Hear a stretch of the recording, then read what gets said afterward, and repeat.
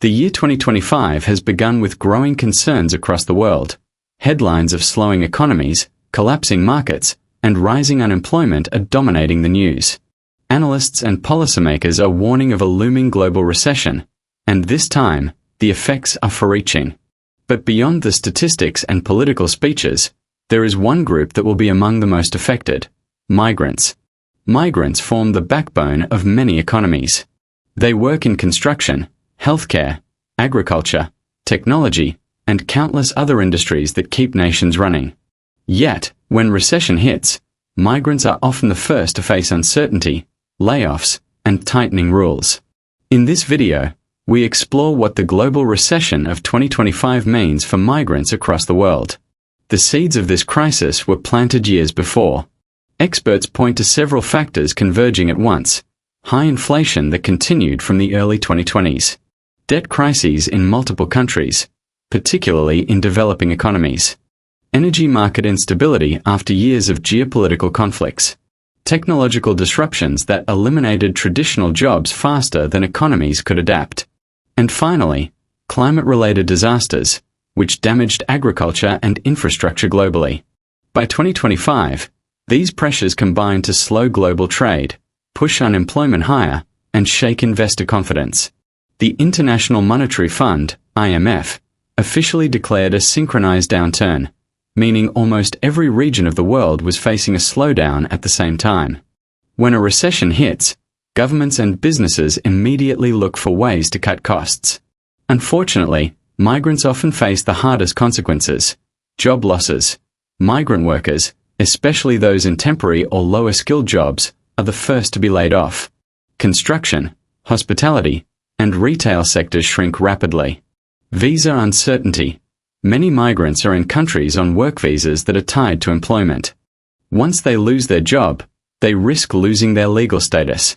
Reduced remittances. Migrants send billions of dollars back to their home countries.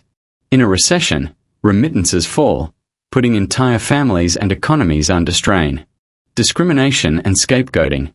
Sadly, history shows that during downturns, migrants are often unfairly blamed for job losses or economic troubles. The United States has long been the top destination for migrants. In this recession, the US faces massive layoffs in the tech sector, logistics, and service industries. H-1B visa holders and undocumented workers are at risk. Many tech migrants from India and Asia who once thrived in Silicon Valley are now facing uncertainty. Undocumented migrants in agriculture and construction are working fewer hours as demand slows. Policy debates in Washington are heating up, with some politicians calling for stricter immigration rules, while others argue that migrants are essential to keep the economy functioning. For migrants in the US, 2025 is a year of both economic hardship and political tension. Europe, too, is facing a dual challenge: recession and migration management. Countries like Germany, France, and the UK, long dependent on migrant labor, are tightening budgets.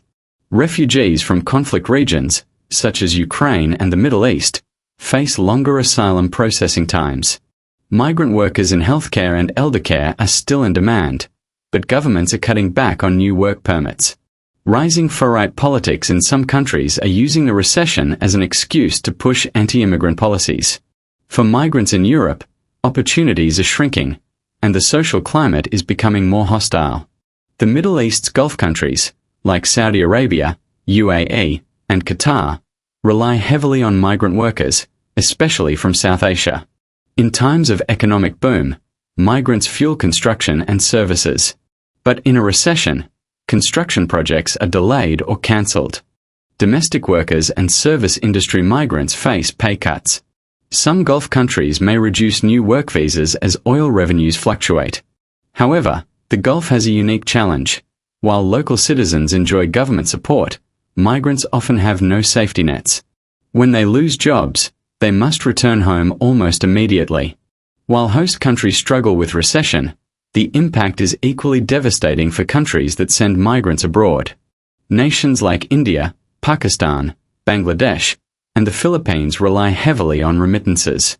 In 2025, as jobs shrink, remittances drop sharply. Families depending on money from abroad fall back into poverty. Governments face balance of payment crises. Social tensions rise as returnee migrants flood local job markets. Asia's story in this recession is about reverse migration, where workers are coming home instead of leaving for better opportunities. Both Canada and Australia have been immigrant-friendly nations, but recessions test their policies. Canada, with housing costs soaring and job market shrinking, the government is under pressure to slow down immigration. However, its aging population still requires skilled workers in healthcare and tech. Australia, student visas and temporary work visas face stricter requirements, as locals demand priority for jobs. Migrants, particularly international students, are finding it harder to manage rising costs with fewer job opportunities. Both countries are walking a fine line between keeping their economies open and addressing political backlash. While most headlines focus on the US or Europe, Latin America and Africa are deeply affected by the 2025 recession. In Africa, youth unemployment is skyrocketing, fueling more migration attempts toward Europe, despite harsher border controls. In Latin America, millions of Venezuelans and Central Americans continue migrating north, even as economic opportunities in the US shrink. South-South migration, where migrants move within developing regions, is also becoming more common as people seek any available work. These migrants face double challenges: economic struggles at home and hostility abroad. It's easy to paint migrants as victims of the recession, but there's another side to the story. Economists argue that migrants are actually part of the solution. They fill jobs that locals often refuse. They contribute taxes and social security systems. They bring innovation and cultural diversity that help societies adapt. If governments respond with smarter policies, like retraining migrants, offering pathways to permanent residency, and protecting their rights, migrants could help stabilize economies during the recession. The global recession of 2025 is reshaping migration patterns. Experts predict tighter borders. Many countries will reduce visa approvals. Regional migration. More migrants will move within their own regions rather than across continents. Rise of climate migration. As climate disasters worsen, more people will be forced to migrate regardless of economic conditions. Policy innovation. Some countries may experiment with flexible visas or short-term work permits. Resilience of migrants. Despite challenges, migrants will continue moving in search of safety and opportunity. The global recession of 2025 is not just an economic story, it is a human story. Migrants, who build homes, care for families, harvest food, and drive innovation, are among the hardest hit. Yet, their resilience will also shape the recovery. As we move forward, one question remains: will the world treat migrants as burdens, or will it recognize them as essential partners in rebuilding economies?